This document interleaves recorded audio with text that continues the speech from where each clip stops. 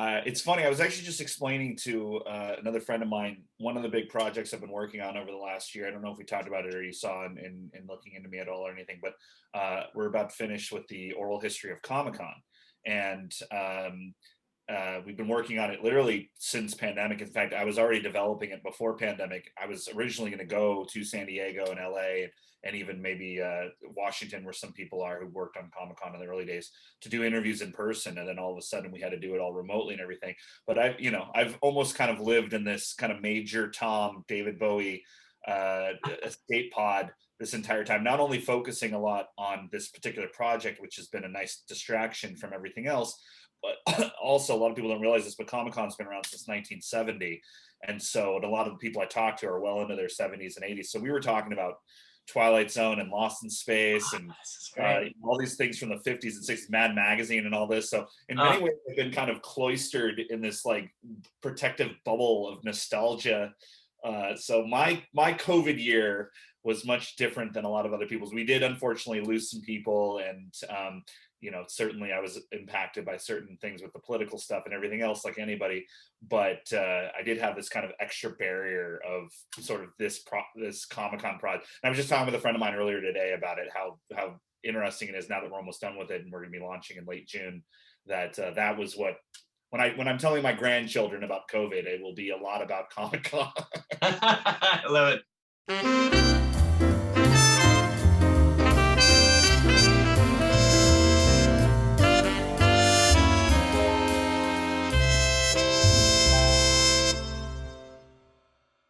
It's Klickstein with a K. So click, Klickstein. like the sound click, and then Steen. Really, nobody knows for sure if it's Steen or Stein. Like most immigrant Jews, my family's name was changed at Ellis Island a couple generations ago.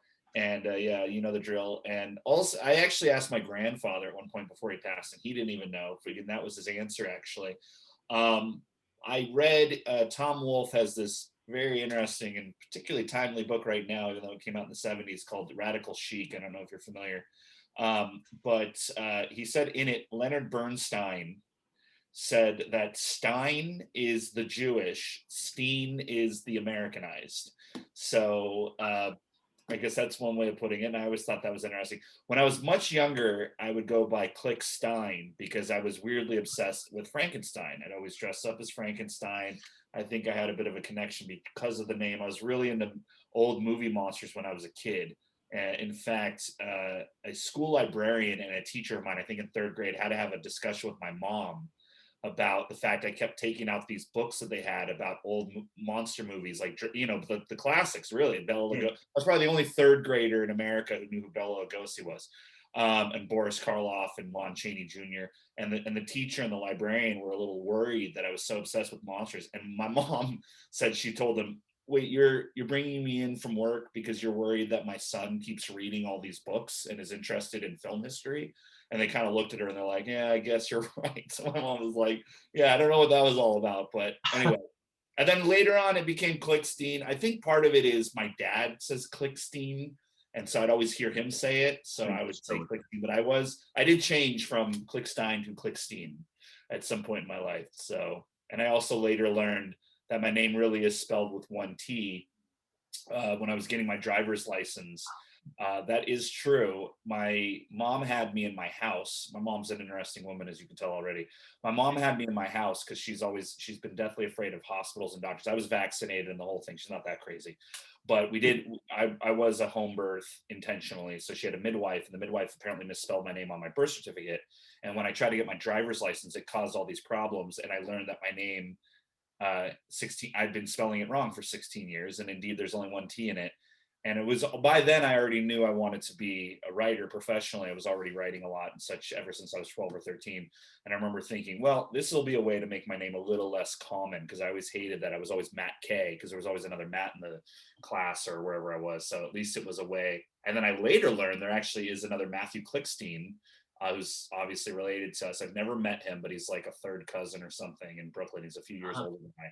So I am actually glad that I went with that, and stuck with that as my professional name or whatever. Yeah. Because there's another, and he's actually a musician too. So he's in the creative as well. So It's good that we don't get mixed up that way. That's probably one of the reasons why, is because I have the one T.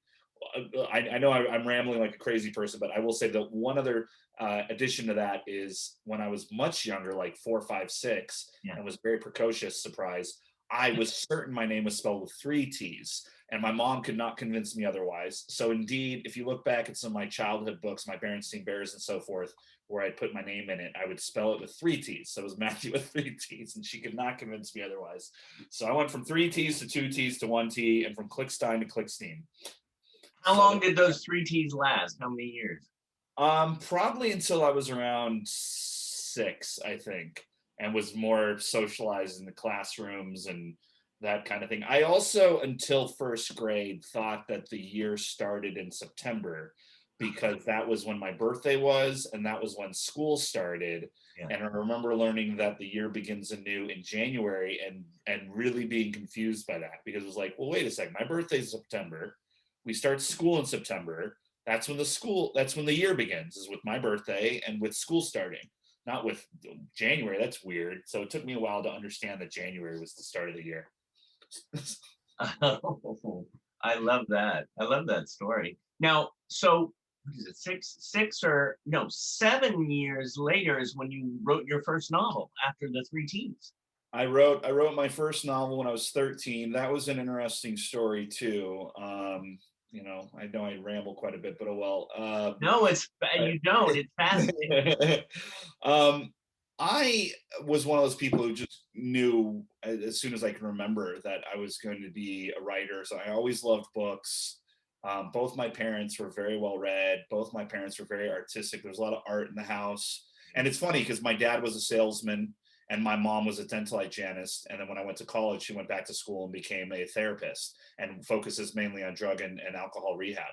So neither of them did anything in the arts at all. None of their friends were involved in any of the arts or anything. I really didn't have any actual rubrics for people who were real artists or writers or movie makers or anything growing up, even though I did grow up in Southern California. So it wasn't really a part of my life. I think because of that, though, I never saw it as a business.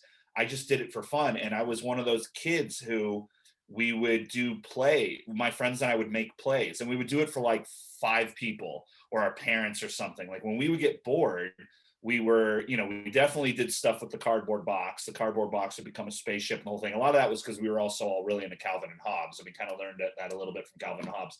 But my friends and I growing up in my neighborhood and in my school, we were really creative together, and we would record radio shows, and we would do it on little tape recorders, and then a little later on we would do it on the computer, and we would do sound effects and things. And some of my friends were trying to get into music as well, so they would have musical instruments and things, and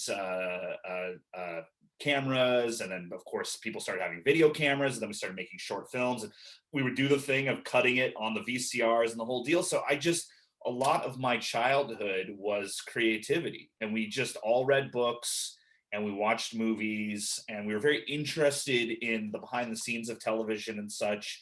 We would read books about Looney Tunes and Chuck Jones and things, 5th, 6th, 7th grade. I mean, really young, getting into it. And for some reason, I sort of became the writer of the group because I just wrote really fast, and I wrote a lot. I would just do it for fun all the time. Now I have a question. I mean, if you wrote that novel when you were 13, did you have a bar mitzvah the same year? No, I actually, I like to say I'm Jewish only on my parents' side. I've been to one bat mitzvah in my whole life, never a bar mitzvah, and I only went to that one bat mitzvah because I was a senior reporter for the Jewish Times in Baltimore, and someone thought it was probably a good idea for me to go to an actual bar mitzvah or a bat mitzvah. Blood-wise, totally Jewish, both parents, both grandparents, on and on and on. I've always been involved in different Jewish organizations since I was younger. I like the people, the culture, the community, the history, the heritage, but never been religious, never raised religious. And so, no, but just to wrap up the story about the novel, Yeah. my mom, I did watch a lot of TV and played a lot of video games as a kid too, until I was about 12. And around the same time, I stopped watching TV so much and completely stopped playing video games.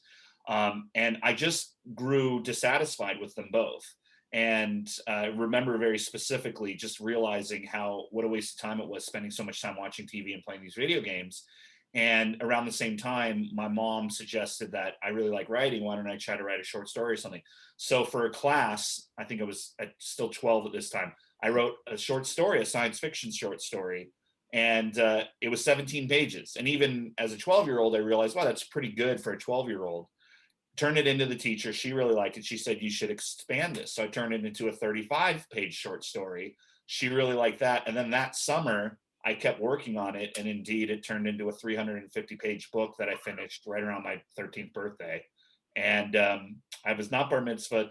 I sent it to one or two people that we knew through friends of friends of friends of friends at like Simon and Schuster, I think, and one or two other places. And it was a lot of, either no response, or I think, we're impressed that you're so young, but you might want to take some workshops or things. And it was definitely a mess of a book. But then I wrote a few more in high school. Like, it sort of became my summer thing. I just really enjoyed it. I would work, of course, summer jobs, and I would do other things as well, more normal kid stuff. But my hobby, especially since I wasn't really watching TV anymore and I completely stopped playing video games, was I would work on my books. And it was just something I did for fun, and I really enjoyed it. And then ended up going to screenwriting school at USC for college, and then everything went from there. So. And then at 21, you worked for the National Lampoon Network? I did. A lot of people don't even realize this. I've yet to meet anyone who remembers this at all, that this existed. So people probably think I'm making it up. But for a brief time in the early 2000s, National Lampoon had its own TV channel, and it very smartly was piped into colleges. So you would see it at a cafeteria or at the gym. I think some of the dorms would get it. It was kind of a precursor to like a collegehumor.com or a Funny or Die. It was very, Comedy Central kind of based. And very simply, some friends of mine and I, a few years older, we put together this show that was Dave Attell's Insomniac. I don't know if you remember the show Insomniac with the comedian Dave Attell, but he would go around in different cities around the country and kind of have one part travelogue, but it was also sort of comedic. So it was kind of like a funny version of Anthony Bourdain, or at that time, kind of like a Rick Steves or a Huell Hauser type of thing. And we pretty much ripped the idea off, but did it at college towns with a host that was involved in the show. And the way that things worked out with it, we got the phone call that we were going to go to air the same day I was graduating from college. In fact, my family was in the living room while I was on the phone in my bedroom finishing up some things. And then I went to graduation, and of course was waiting in line with everyone else. That, oh, I'm going to Europe, I'm doing this, I'm going back home. And when it came to my turn, it was like, yeah, we're doing a TV show for National Lampoon. So, but no one's ever heard of National Lampoon Network. No one's ever heard of our show, College Town USA. It's never come up. It did not do anything for my career. I still had trouble even getting PA work afterwards. And we really, I had to figure out how to make a TV show on the road. And it had to be fast, by the way, because we'd be out for a week on the road. We would send the material to our home office where our other friends were, not National Lampoon. It was all like outsourced. They would edit it, and then it would air the next week. So every week we had to keep getting enough stuff so that the editors could edit it and so that it could air the following week. It was a marathon. And I was 21. A couple of the other kids on board were 20. Few of them, I think the oldest person was 25. We went to Santa Barbara. We went to UCLA. We went to Berkeley, of course, that kind of thing. All California schools to start with. The entire crew split after the first season was done because it was just too crazy. Yeah. And then the next few seasons they went to, ASU and stuff like that. Of course, some of the more obvious like party schools and whatnot, but it was a wild experience. And it was definitely disappointed and frustrated that at 21, I made my own TV show with some friends for National Lampoon, and it still did absolutely nothing for my career. And it's not ever come up in any conversation except this one.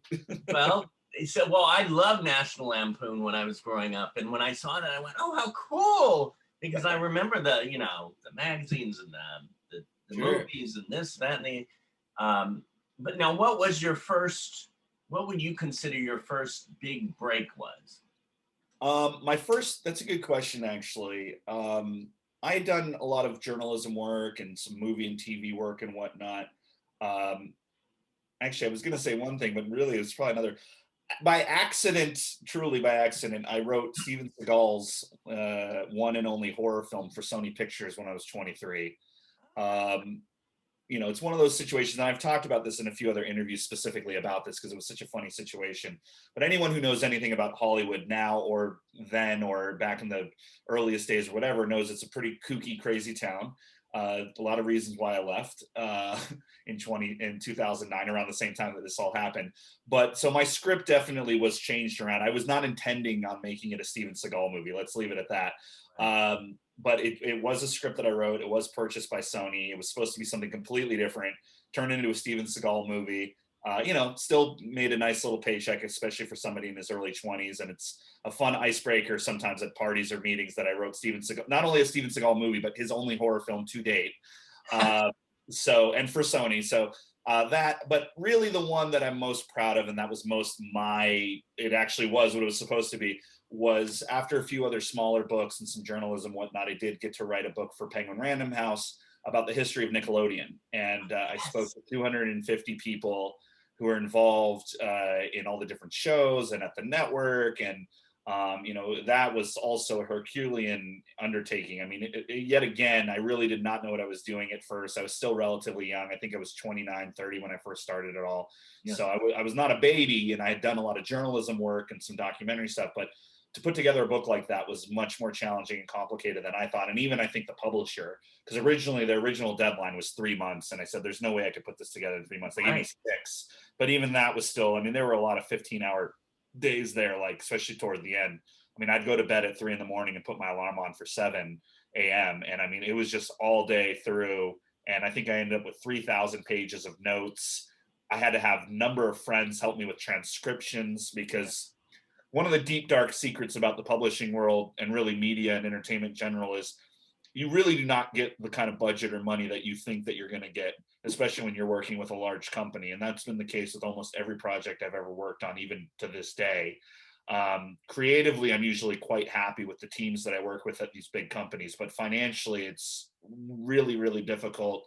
And I could go much deeper, and I have, about my concerns about what that means, not only for me, but for the kinds of people who can make art and journalism, because in a lot of cases, you better be financially settled if you're going to spend a year or 2 years or 3 years or 4 years on a project that you might get a few $1,000s for. And you need that money to travel and for resources and to pay people to help you transcribe interviews and so forth. And so that was a bit of a rude awakening when I was working with Penguin Random House, and just, they gave me a lot of support in a lot of ways, but financially things were tough, and time-wise things were tough, and I just kind of had to do it. And as you may or may not know or remember, there have been a lot of documentaries and other books and magazine articles and things about Nickelodeon over the last few years, of course, with all the 80s, 90s nostalgia stuff. But at that time, there was really nothing. And so not only was I figuring out how to do a book at that scale with very little money and very little time, but also I had to kind of piece together the story of Nickelodeon itself, because that hadn't really been done before. I had no rubric to work off of. So that it also was very challenging, but somehow I did it. It came out. It was a big success. We got to do a lot of really cool events. It's one of the things I'm kind of known for, even to this day. 8 years later, we did a 5th anniversary edition for it about 2 or 3 years ago. That was kind of fun. And through that, I met a lot of really great people too, including Mark Summers, who I ended up working with on some of his shows. And we did a documentary about him a little later. So it definitely was probably my first really big thing, and absolutely changed the trajectory of my life in a lot of ways. Well, I remember, today I was looking on the internet and I saw you, because I know that you had an event that sold out 900 seats. Yeah. And it was produced and co-moderated by you, and I was looking, and I think that was it, that I turned it on. You probably saw the thing. Yeah, it's up there. We did it at this amazing space in New York that I didn't even realize at the time what a big deal it was. It's called the 92nd Y. And I mean, it's where they have, not to put myself or certainly a book about Nickelodeon on the same pedestal, but it's where they have, Pulitzer Prize winners and, Academy Award winning actors talking about their careers. I mean, when I found out that we were Penguin did help with getting that space, which was great. I certainly couldn't afford, to rent it for the night or anything else. But when I found out about it, I was really excited, but it wasn't until later that I learned what a prestigious and amazing space that is. Especially in New York City and in the kind of art and literary world. And I did work my butt off to put together an event that I thought would be something very special. You know, we were able to get Mark, of course, to be the host. And I was able, just through talking, to get, yeah, about 40 Nickelodeon people to come out. Many of them were flying out from LA or other people. A lot of people were already in New York, but a lot of them came on their own accord. And that was extremely generous of them. We could not pay them. I could not pay them. So they were paying to fly out. They were paying to stay in New York City, which is not cheap.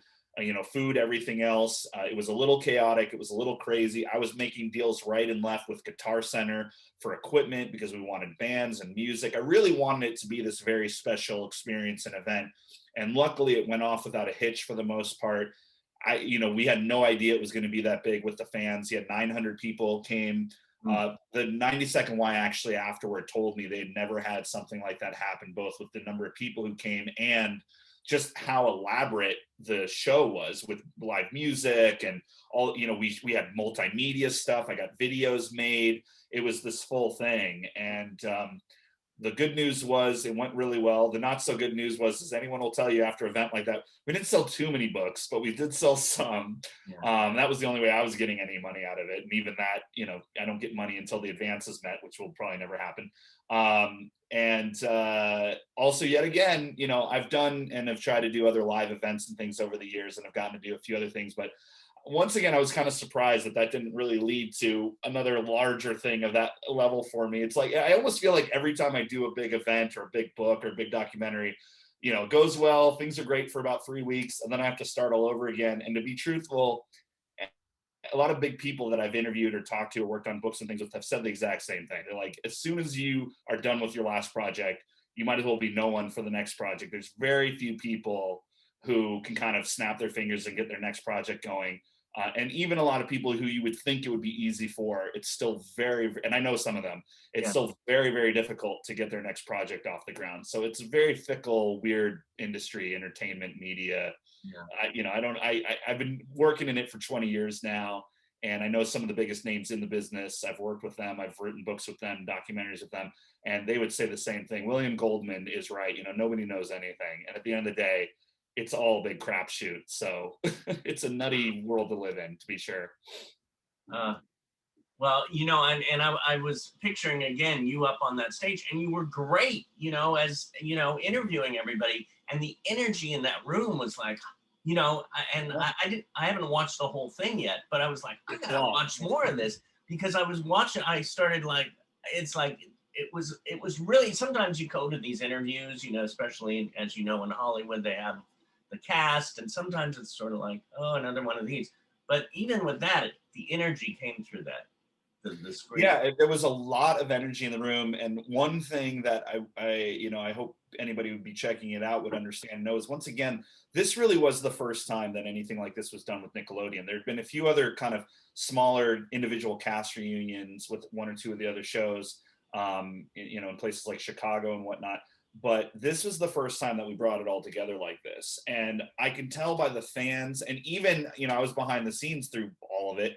I could tell even a lot of the people who came, who were old Nickelodeon people, they had no idea that this was going on, that this was this big. In fact, I'll never forget Connie Shulman, who was the voice of Patty Mayonnaise on a cartoon called Doug. She's been in a lot of movies and TV shows. She's been in some Woody Allen movies. She was the yoga lady on the show Orange is the New Black, which I've never seen, but a lot of people told me she was on that. If you saw her, you'd probably recognize her. But I remember her walking by me to the stage when I was behind the scene for a second, and she actually went like, "This is a nightmare. This is insane. I had no idea it was going to be like this," as she was walking by.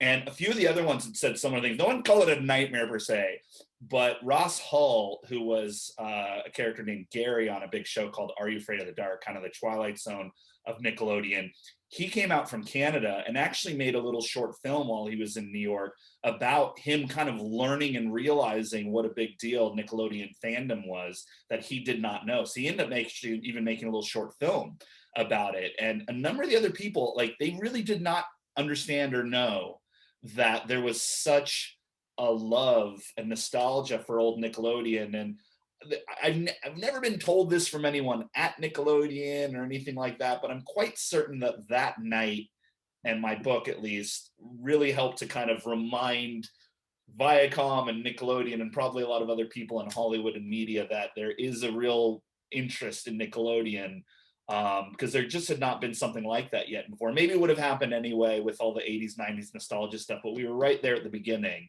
Yeah. And I'd like to think that that night, especially because it was in New York City, it was, it was this big prestigious space. So I know that there were a lot of people in the crowd who were from various TV channels and whatnot. And I've even met people over the years who later they told me, I was there that night. I was like, oh, I didn't even, so it was one of those events that I think a lot of people were at who probably went back to, their magazine the next day or their bosses at whatever and said, hey, we need to look into Nickelodeon stuff because there's something going on here that we're not talking about yet. So, but it was a pretty wild, crazy night. I pretty much blacked out. I remember very little of it. My mom actually flew out from California to come, and she said afterwards she was in the elevator with my grandma and actually broke down crying because she was so nervous for me at first.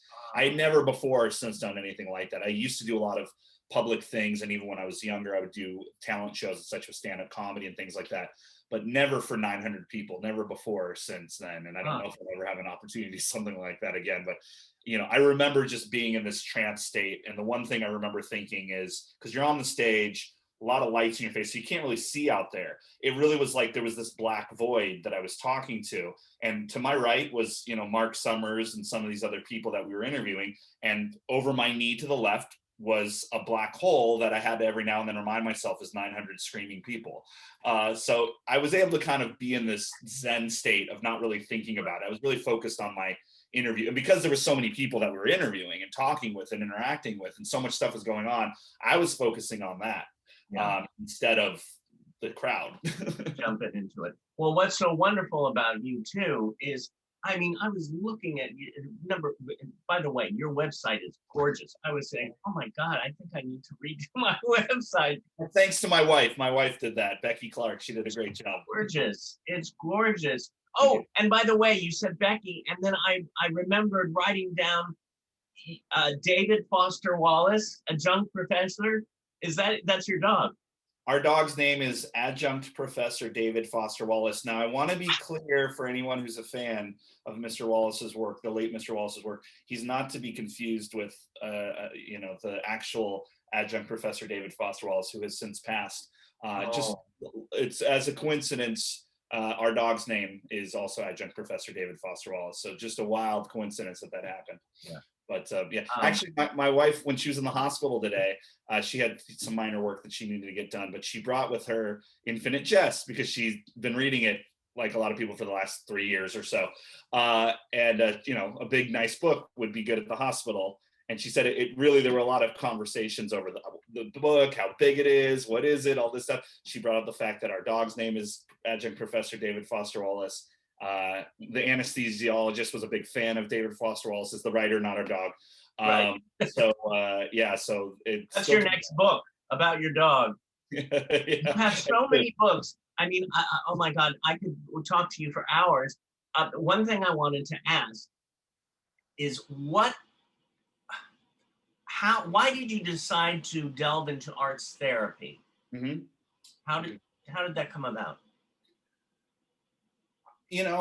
There's two answers there. One is ineffable. One is inexplicable. For some reason, I've always just had a real connection with people with disabilities, with outsider art, Jean Dubuffet, and Eleanor Glennie, and different musicians who live with blindness or deafness, and filmmakers. And at a very young age, I was very interested in Marley Matlin's work and Children of a Lesser God. I used to read Of Mice and Men over and over again.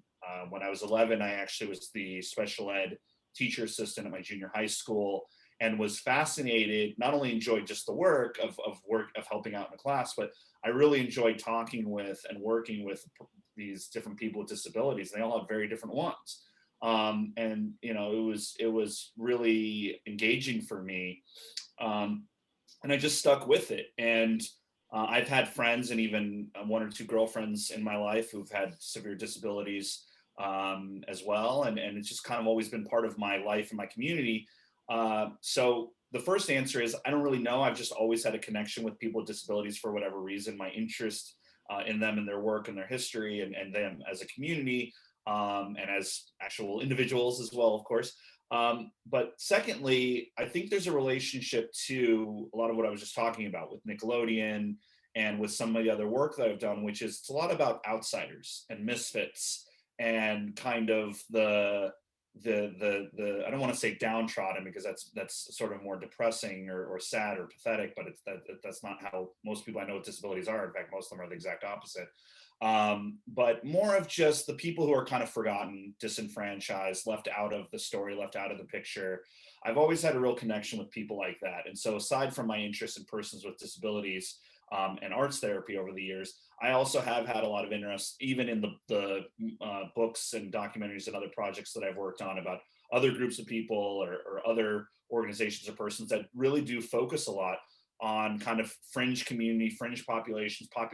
The fact that when I was working on the Nickelodeon book, no one was really talking about old Nickelodeon shows, and that even the people on the shows didn't realize there was this community that had sprung up over a generation of people that were so fanatical about them.